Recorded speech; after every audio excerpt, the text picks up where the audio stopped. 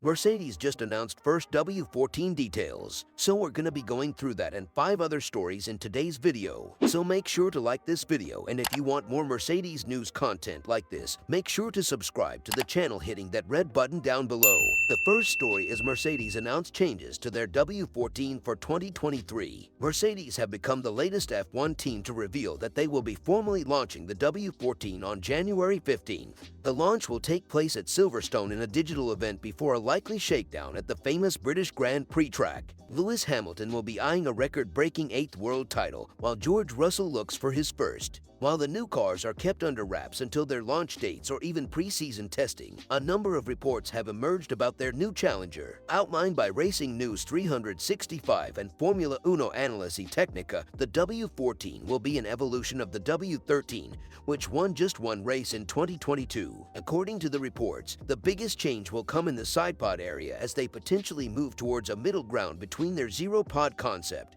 and the philosophy adopted by Red Bull. Mercedes will also make changes to their gearbox, with a different arrangement of the critical components of the rear suspension. Mercedes all fell behind in terms of outright engine performance, so it appeared. The German manufacturer had issues with its aero concept, causing a significant drag on the straights, meaning it struggled in a straight line, something that Aston Martin also faced. The Mercedes power unit remains on a similar level to Honda and Ferrari. In a bid to find more gains, Petronas have been developing a new fuel to improve consumption efficiency and optimize combustion. Whether it will be enough to take Mercedes back to the very front, time will tell. The German manufacturer is aiming to bounce back from a disappointing 2022 F1 campaign, when it slipped to third in the World Constructors' Championship behind Red Bull and Ferrari, as the team struggled to get on top of the porpoising and bouncing problems that plagued its car ride and performance in the early rounds. Through a stern development push, Mercedes put in a solid recovery across the season,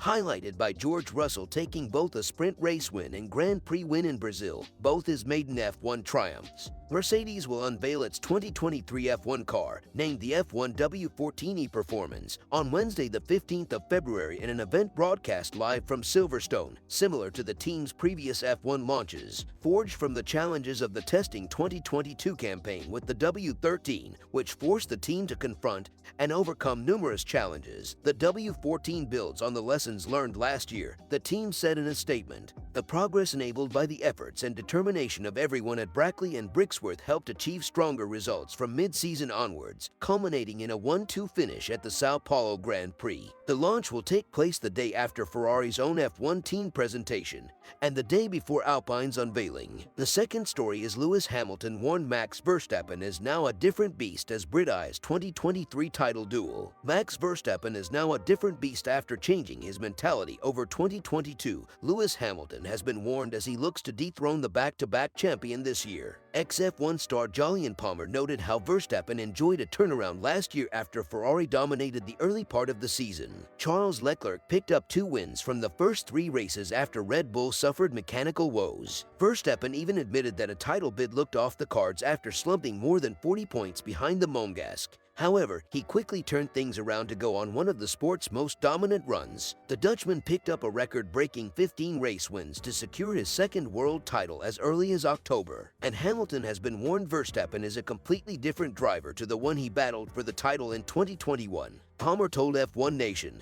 in terms of the change from last year, he's always been rapid. He made very few mistakes and was in a tight fight. He's just relentless. I think the change that I see, it's harder to put the analytics on it, but more just the mentality of Max. I think we saw it at the start of the year. He turned up and Red Bull didn't have the best car. They broke down twice in the first 3 races. Leclerc was looking like the complete package. I think we all probably thought, around Imola time, Ferrari are going to walk away with this. That much dominance for Ferrari this year that they're going to wrap it up early. And then the turnaround from to stay calm through all of that, to put in the year that he's done with wins from anywhere on the grid, taking on so many different challenges through those dominant race victories as well, and doing everything just quite calmly. In comparison, Hamilton struggled at the Silver Arrows, who lacked pace to Red Bull all season. The Briton dropped to P6 in the Drivers' Championship, his lowest ever result at the end of a campaign. The third story is George Russell confirms conversations have been had over F1 rule drivers hate. Phone's George Russell has called for the sport's penalty point system to be reviewed, a rule many drivers on the grid have called out.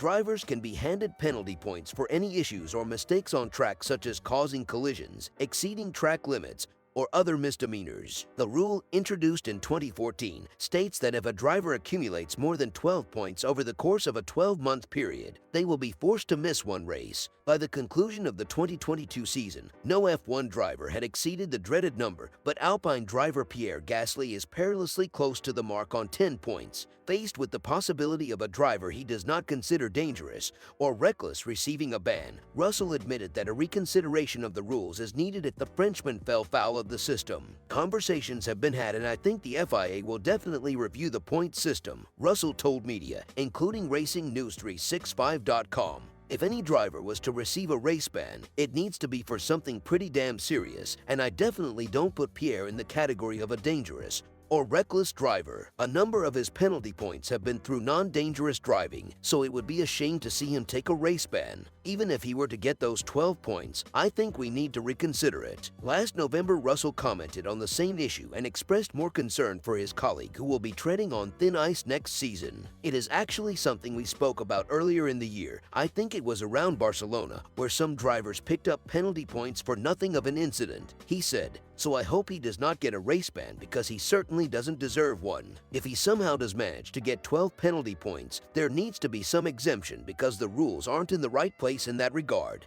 Russell has also previously commented on what he thinks may be a more adequate solution, while also being unsure of exactly what it takes for a driver to be issued penalty points. "I am still not actually sure on the ruling for reprimands, because I am not too sure whether I have collected any this year, and I have penalty points. I think it is 5 reprimands and you get a grid penalty. I think that works quite well." The fourth story is Toto Wolff considered Nick de Vries for Mercedes, but now hopes driver earns Red Bull seat. Toto Wolff wants to one day fight it out with Nick de Vries, the driver set to gain experience of both Mercedes and Red Bull. De Vries is included in the F1 2023 driver lineup as a rookie representing AlphaTauri, the Red Bull sister team. His parent team was Mercedes, where he won the Formula E title and impressed as a third driver. De Vries' F1 debut for Williams, replacing the ill Alex Albon, drew widespread praise through the paddock, and now he will be a regular fixture for Mercedes' biggest rivals. "I thought about it," Mercedes team principal Wolff told about bringing de Vries back in years to come. But Wolff expressed his hope that he stays there, and I hope that he's successful in AlphaTauri. "I hope he will be so good to make it into a Red Bull seat one day, because he deserves that. And then we take it like sportsmen, and we fight it out." Mercedes will eventually need to consider how to replace Lewis Hamilton, but that day won't come anytime soon. The 7-time champion is contracted for 2023 and plans to extend his deal further. George Russell is also tied to the team long-term, and after winning his first Grand Prix in Brazil at the end of 2022, is likely to be a long-term fixture with Mercedes. De Vries, then, had no chance of progressing through the Mercedes ranks to become part of their full-time driver pairing within the next few years, so has opted to leave for AlphaTauri. He is seen as one of the hottest new commodities in the sport, and will be replacing Pierre Gasly, who has moved to Alpine. The dream for de Vries could now switch to eventually earning a seat alongside fellow Dutchman Max Verstappen at Red Bull. Sergio Perez is his current partner, and Daniel Ricciardo is waiting in the wings as a third driver, but the youthful and exciting de Vries would stake a claim if he shines in his rookie season. The fifth story is F1 world champion backs Russell to keep Hamilton behind.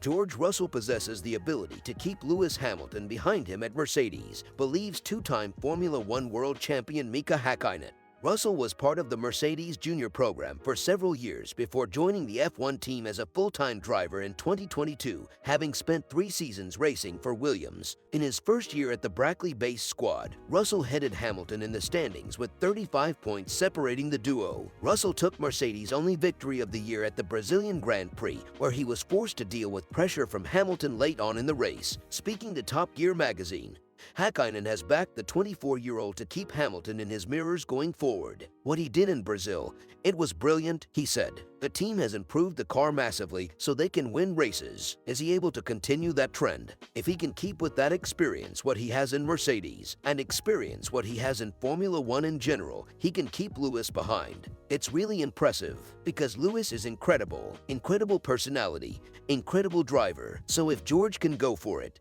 then I think England can look like, wow, what a driver we have." Russell has enjoyed success in his junior career, taking titles in GP3 and Formula 2, and Häkkinen Häkkinen believes that he can wrap up the F1 title one day. The list is unbelievably long when you start fine-tuning every aspect of being a racing driver, Häkkinen said. But he has already a massively long career behind him, talking about karting, all those other categories, and his knowledge of data, his capabilities handling the car in extreme situations. I am confident he has all the potential to be a great driver, potentially becoming a world champion. Last year, Hamilton signed up to be part of the consortium spearheaded by Sir Martin Broughton and Ratcliffe's ultimately unsuccessful attempt to buy Chelsea. I haven't had a call from him asking if I want to be involved in just yet, but I do want to get more and more involved in teams because I really do believe in black ownership. There is a lack of it in sports, and black equity.